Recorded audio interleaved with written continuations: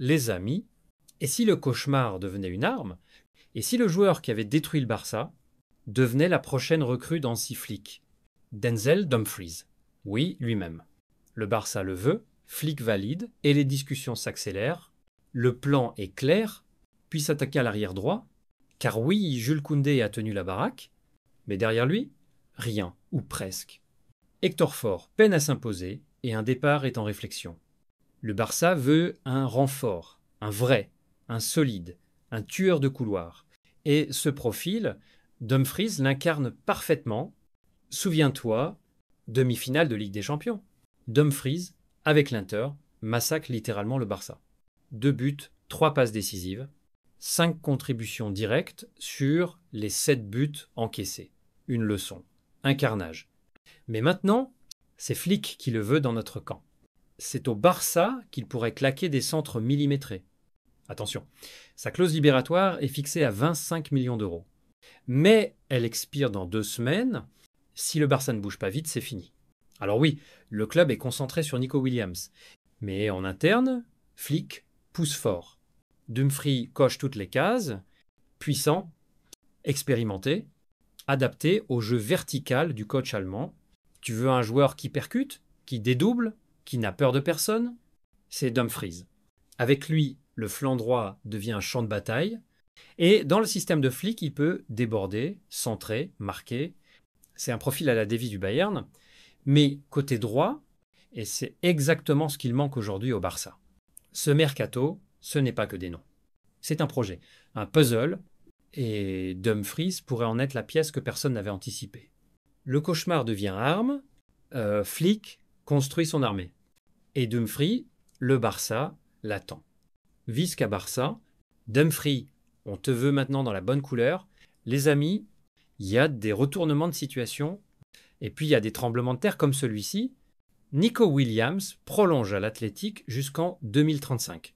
Clause augmentée, le Barça KO, du moins en apparence. Pendant des semaines, tout semblait aligné. Nico Williams rêvait du Barça. Le vestiaire l'attendait, la Yamal comptait les jours. Olmo lui envoyait des appels du pied en conférence. Et même Deco avait bouclé l'accord personnel. Mais dans l'ombre, il y avait les finances, il y avait la Liga. Et Javi Tebas, qui a lâché une bombe, le Barça ne peut pas inscrire Nico aujourd'hui. Du côté de Bilbao, on n'a rien laissé au hasard. Les dirigeants basques ont mis la pression. Ils ont même demandé à fouiller les comptes du Barça. Résultat, une prolongation jusqu'en 2035, une clause qui passe à près de 90 M euros. Et Nico, dans une vidéo officielle, il déclare « Quand il faut prendre une décision, je suis là où je veux être ». Oui, c'est un coup dur, mais ce n'est pas un échec. Parce que ce dossier montre une chose, le Barça revient dans le game. Quand un joueur prolonge face à l'intérêt du Barça, c'est que l'intérêt était réel. C'est que le projet catalan fait peur. C'est que les autres clubs tremblent à l'idée de perdre leurs pépites. Le Barça a été freiné non pas par le talent ou la stratégie, mais par une limite administrative et financière. Et ça peut changer. Des ventes sont en cours. Des départs de Christensen, Ansu Fati ou Thor se préparent. Et surtout, Deco a déjà des alternatives. Ce mercato n'est pas terminé, il ne fait que commencer. Alors oui, Nico ne viendra pas. Pas cette année. Peut être jamais. Mais cette saga a montré une chose. Le Barça inspire à nouveau, les grands joueurs veulent venir, et le projet Flick séduit même les plus fidèles à leur club formateur. C'est ça, le vrai retour du Barça. Pas une signature, mais une force d'attraction retrouvée. On ne pleure pas une occasion manquée, on construit une équipe plus forte, le marché continue, le projet avance, et le Barça n'a pas dit son dernier mot. Visca et le Barça, Visca la dignité, Visca l'avenir. Andreas Christensen. Le choix du cœur, le choix du combat, dans un effectif du FC Barcelone plus compétitif que jamais, où chaque poste est disputé avec une intensité folle, il y a ceux qui doutent et ceux qui se relèvent. Ceux qui se laissent porter par les vents du mercato et ceux qui décident, en silence, de prendre leur destin en main. Andreas Christensen appartient résolument à la seconde catégorie, Alors que l'avenir de nombreux cadres est en discussion, que les rumeurs agitent les noms de Ronald Araujo, Jules Koundé ou encore Inigo Martinez, le défenseur danois a tranché. Et sa décision envoie un message fort à la direction, au staff et à tous ceux qui doutaient encore de son engagement envers le club blaugrana. Une décision qui en dit long. Sans fanfare ni déclaration publique, Christensen a écourté ses vacances, refusant de rester dans le confort estival, alors que le Barça s'apprête à vivre une saison charnière. Dès mardi dernier, le Scandinave a repris le chemin de l'entraînement, en solitaire, mais avec une intensité de guerrier, bien avant la date officielle de reprise prévue le 13 juillet. À ses côtés, 2 autres joueurs engagés et prometteurs, Bernal et Diarra. Ensemble, ils ont travaillé, transpiré, répété les gestes techniques et les courses, sur une pelouse encore vide, mais déjà chargée d'ambition. Son objectif ?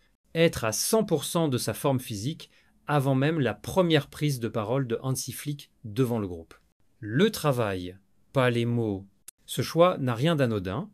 La saison dernière, Christensen n'a disputé que 6 rencontres officielles, un chiffre bien éloigné de son niveau réel. Touché par des blessures, dépassé par la concurrence sur certains matchs, et victime de la profondeur de l'effectif, il aurait pu baisser les bras. Mais ce serait mal connaître celui qui a été l'un des piliers défensifs du Barça lors de son arrivée, toujours régulier, intelligent dans ses interventions et exemplaire sûr et en dehors du terrain.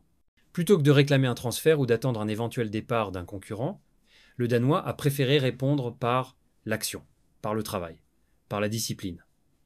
Il sait que rien n'est jamais figé dans le football, et encore moins au Barça, où tout se joue à l'envie, à la constance et à l'état d'esprit. Un message pour Flick, un défi pour lui-même. En reprenant en avance, Christensen envoie un signal fort à Hansi Flick. « Je suis prêt à me battre, je veux faire partie de ton projet. » Et dans une équipe où chaque poste est sous pression, où la jeunesse bouscule la hiérarchie et où la compétition est permanente, cette attitude pourrait bien tout changer. Le coach allemand, reconnu pour sa rigueur, mais aussi sa capacité à relancer des joueurs sous-estimés, pourrait trouver en Christensen un relais idéal, un soldat discret mais essentiel. D'autant plus que le Danois, avec son expérience internationale et sa lecture du jeu, possède un profil unique dans l'effectif. Un Barça qui avance avec ceux qui y croient, le nouveau Barça ne veut plus de passagers. Il avance avec des hommes engagés, disciplinés et affamés de succès. Andreas Christensen, par son attitude exemplaire, montre qu'il fait partie de cette caste-là. Celle qui ne triche pas, celle qui ne lâche rien, celle qui écrit son destin avec courage. Alors que le mercato estival bat son plein et que les regards se tournent vers les recrues ou les possibles départs, c'est peu être en interne que le Barça tient déjà un renfort de poids. Un homme qui a fait le choix du travail plutôt que du bruit, du Barça, plutôt que des rumeurs. Et ce genre de décision, à Barcelone, finit toujours par être récompensé. Ajax ou Majorque. Pablo Torre surprend tout le monde avec un choix fort et réfléchi. Le FC Barcelone continue de peaufiner son mercato estival 2025 avec rigueur et stratégie. Alors que le club blaugrana cherche à alléger son effectif pour recentrer le projet autour des cadres de Hansi Flick, les mouvements se multiplient, notamment parmi les jeunes talents en quête de temps de jeu. Parmi eux, Pablo Torre, 22 ans, figure de la génération montante, a récemment fait un choix de carrière aussi inattendu que révélateur. Alors qu'il avait sur la table une offre de l'Ajax Amsterdam, prestigieux club qualifié pour la prochaine Ligue des Champions et réputé pour sa capacité à développer les jeunes pépites, le jeune milieu offensif espagnol a décidé de décliner l'opportunité. À la surprise générale, il a choisi le Real Majorque, club plus modeste mais ambitieux, évoluant en Liga. Et derrière ce choix étonnant, se cache une décision mûrement réfléchie, à la croisée de l'humain, du sportif et du stratégique. Le FC Barcelone conserve le contrôle du dossier. Dès le début des discussions, le FC Barcelone s'est montré très attentif à la manière dont serait géré l'avenir de Pablo Torre. Le club n'a jamais perdu de vue le potentiel du joueur, malgré une saison difficile marquée par une forte concurrence dans l'entrejeu. Si Pablo fait partie des joueurs placés sur la liste des départs, ce n'est pas un adieu, mais bien un au revoir stratégique. C'est pourquoi, dans les négociations avancées avec Majorque, le Barça a pris soin d'inclure plusieurs clauses intelligemment calibrées, une option de rachat prioritaire et un pourcentage sur une future revente. Preuve que le club catalan garde un œil bienveillant sur la trajectoire du milieu cantabrique et pourrait très bien le rapatrier dans un avenir proche s'il explose sous ses nouvelles couleurs. Un choix sportif plein de maturité. Refuser l'Ajax n'est pas un petit geste.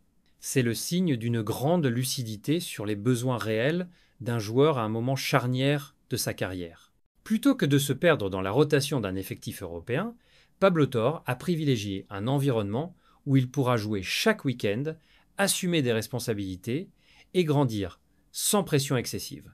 Sous les ordres de Jagoba Arrasat, Majorque veut construire une équipe ambitieuse, audacieuse, avec un jeu basé sur la possession et l'intensité. Pablo Torre, avec sa vision, sa qualité de passe et sa capacité à orienter le jeu entre les lignes, incarne parfaitement le profil recherché. Il aura l'espace et le temps pour exprimer pleinement son potentiel dans une Liga qu'il connaît déjà et où il a déjà brillé par éclairs. Le Barça mise sur l'intelligence à long terme. Cette opération confirme une tendance forte. Le FC Barcelone sait désormais gérer intelligemment ses jeunes talents. Plutôt que de les brader ou de les prêter à l'aveugle, le club structure ses départs, s'assure des retours possibles et garde la main sur leur trajectoire. Dans le cas de Pablo Torre, le Barça montre qu'il valorise le développement à long terme plus que le rendement immédiat. Et dans un contexte où chaque euro compte, récupérer potentiellement un joueur formé au club devenu titulaire indiscutable en Liga à un prix contrôlé serait un vrai coup gagnant, un départ qui en dit long sur la nouvelle mentalité culée. En définitive, ce transfert vers Majorque n'est ni un échec ni un déclassement. C'est un pari intelligent et courageux, tant pour le joueur que pour le Barça.